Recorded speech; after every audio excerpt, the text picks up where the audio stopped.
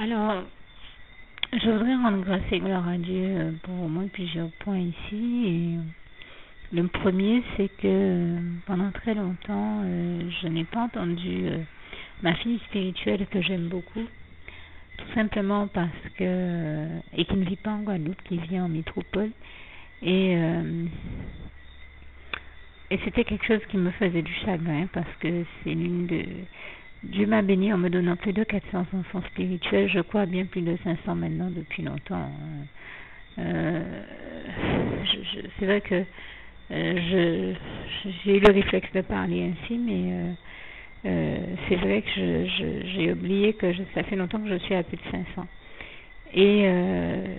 Et en fait, c'est vrai que parmi tous mes enfants spirituels, j'aime particulièrement cette fille spirituelle-là, moi, parce que c'est ma première fille spirituelle, je crois. Donc, c'est comme d'avoir certainement un premier enfant.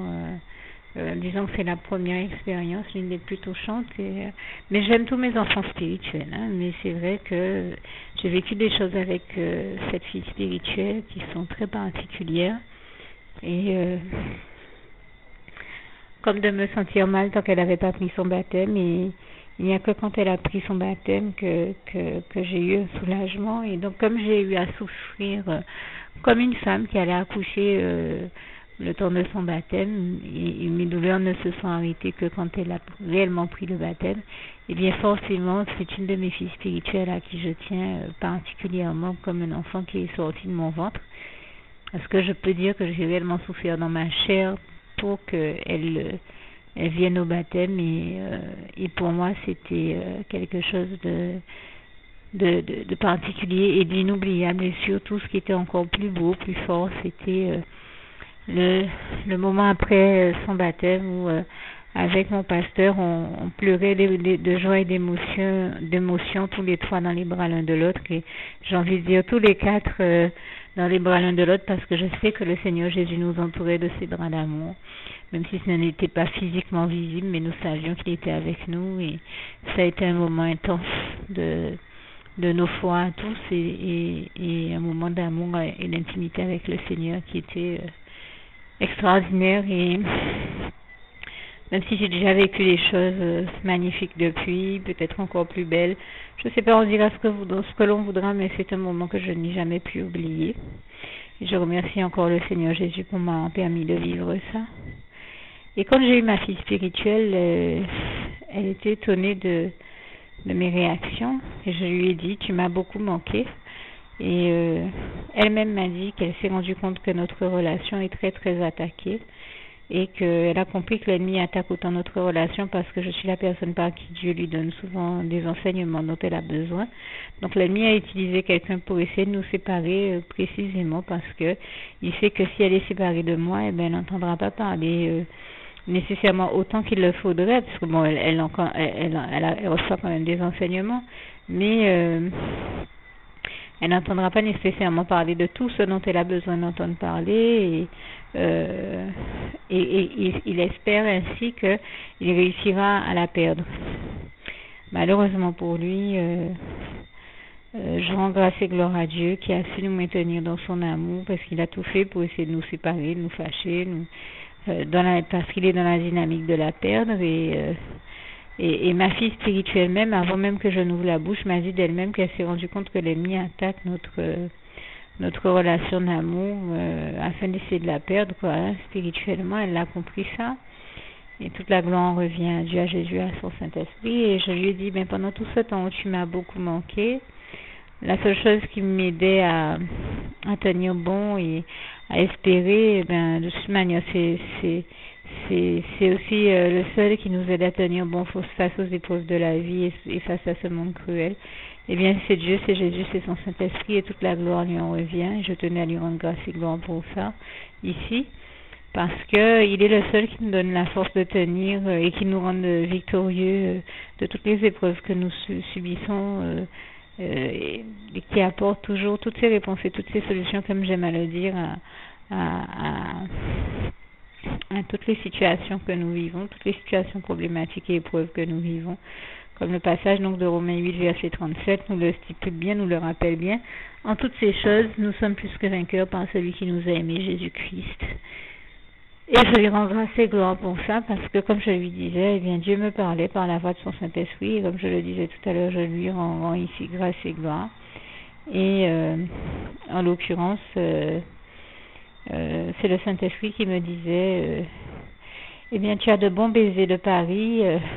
Je regardais une émission chrétienne et le Saint-Esprit a parlé à travers le pasteur pour me dire, tu as de bons baisers de Paris, ne t'inquiète pas, ça va. Enfin, comme s'il me disait, ta fille n'a pas arrêté de t'aimer, c'est juste que voilà, la situation était telle que l'ennemi a tout fait pour essayer de nous séparer, c'est tout. Mais bien sûr, quand nous nous sommes entendus, eh bien, nous nous sommes rendus compte que nous continuons à nous aimer comme d'habitude, malgré tout ce que l'ennemi a entrepris. Et je rends déjà grâce et gloire à Dieu. Je rends grâce et gloire à Dieu pour tout ce qu'il a déjà fait, qu'il est en train de faire et qu'il va faire encore, pour nous maintenir dans sa paix, dans son amour et dans l'unité de la foi en Jésus-Christ, comme le passage d'Éphésiens 4, versets 11 à 16 nous le démontre bien, enfin nous en parle bien, évoque bien cette réalité et cette question.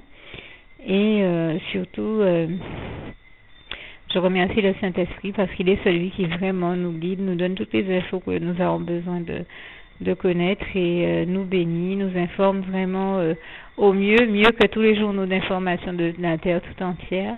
Et puis nous réconforte, nous console chaque fois que nécessaire, lui qui est le meilleur, le consolateur, qui soit le merveilleux consolateur que Dieu a envoyé pour nous bénir, comme les passages de Jean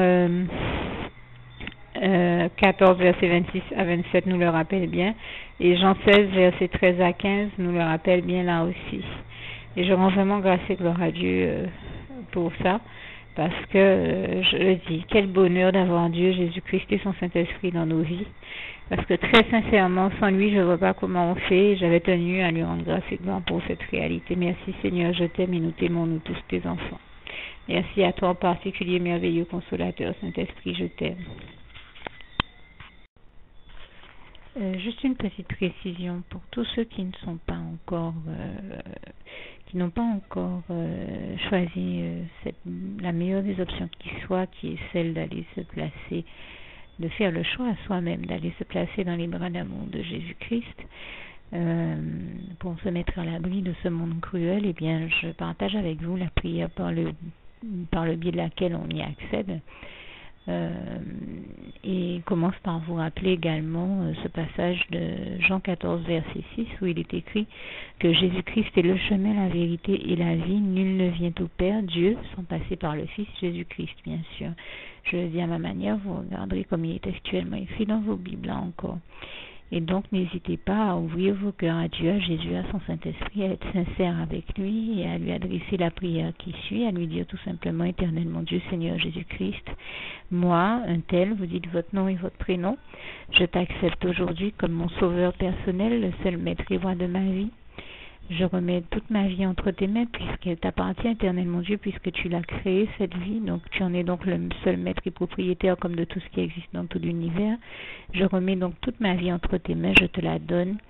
Merci, Éternel mon Dieu, aussi de permettre que cette vie que tu m'as donnée continue à être à ta gloire et que je continue à te servir, à t'appartenir pour l'éternité, d'éternité en éternité. Merci aussi, Seigneur, de faire que je continue donc à te servir et à t'appartenir pour l'éternité, d'éternité en éternité. Et aussi, Seigneur, de m'accorder la grâce de ton pardon et de ta miséricorde pour tous les péchés que j'ai commis tout au long de ma vie, jusqu'à la date d'aujourd'hui incluse. Et c'est au nom puissant du Seigneur Jésus-Christ que j'ai fait cette prière.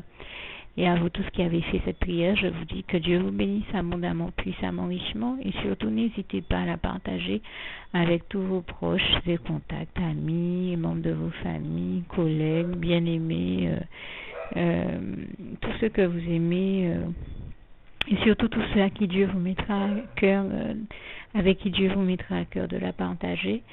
Et comme j'aime à le dire, si vous n'avez pas encore pris le temps de faire cette prière, comprenez bien que voilà, ça ne vous coûte rien de la faire, c'est gratuit, c'est indolore, et que voilà, vous n'êtes pas obligé de me croire, mais moi il m'est arrivé tout comme vous de devoir faire cette prière un jour dans ma vie, et quand on m'a proposé de la faire, je me suis dit, et si c'était vrai, et si c'était vraiment Dieu qui, par ce biais-là, m'appelait à lui et me demandait de lui donner ma vie, de l'accepter, c'était Jésus qui était en train de vraiment me tendre la main et qui était en train de me demander de l'accepter comme mon sauveur personnel, je ne pourrais pas passer à côté de l'occasion de lui dire oui, parce qu'il faut aussi que je reste ouvert ou ouverte à ce que Dieu peut avoir à me dire. Il faut que je garde mon cœur et mon intellect ouvert à ce que Dieu peut avoir à me dire. Donc je me suis dit, je ne peux pas courir le risque de passer à côté de mon éternité, de passer à côté des meilleures choses de la vie, surtout si le maître et créateur de la vie m'appelle et cherche à me sauver.